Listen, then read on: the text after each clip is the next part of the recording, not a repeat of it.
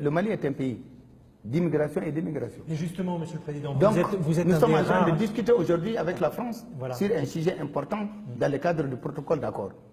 Je pense que la France, que je comprends, demande le retour.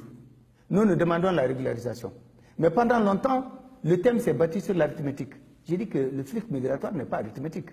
Il est profond, il est démographique, il est humanitaire, il est sécuritaire, il est économique, il est financier. Donc je pense, quelqu'un m'a dit, le Mali refuse. J'ai dit non, nous ne refusons pas.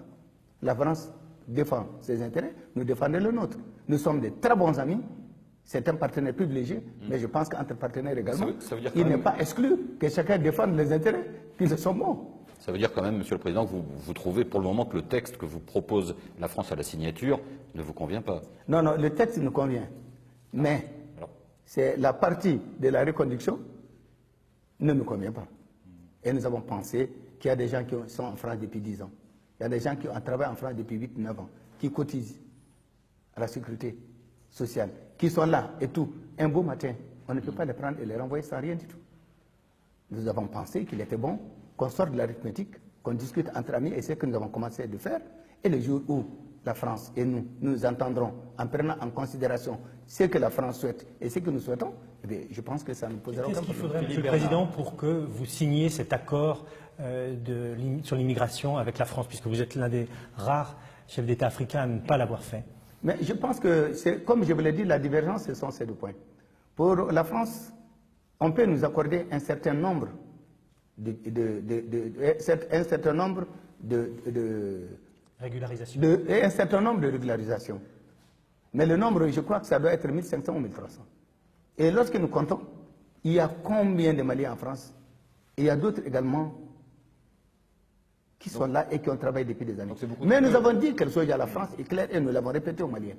Nous n'accepterons pas, nous ne nous engagerons pas et nous ne soutiendrons jamais l'immigration clandestine. Mais est-ce que vous avez fixé un seuil de régularisation? Vous parlez de 1500, vous dites, à vous comprendre, c'est beaucoup trop peu. Quel serait un chiffre acceptable pour vous?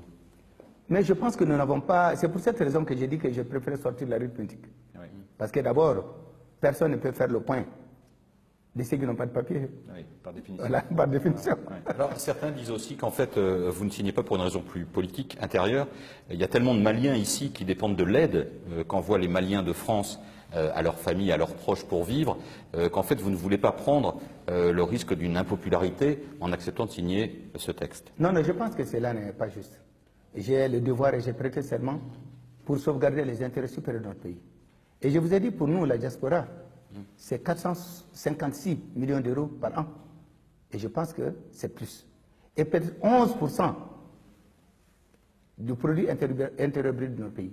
Je pense que ce n'est pas une manne qu'il faut négliger. Mais cependant, je pense que nous sommes partenaires. Nous discuterons les jours que nous nous entendrons. Nous verrons. Non, non, je n'ai pas la popularité et l'impopularité. Mais je reconnais et je salue la diaspora malienne qui, de là-bas, participe financièrement, économiquement au développement de notre pays. Alors, Monsieur le Président, tout à l'heure,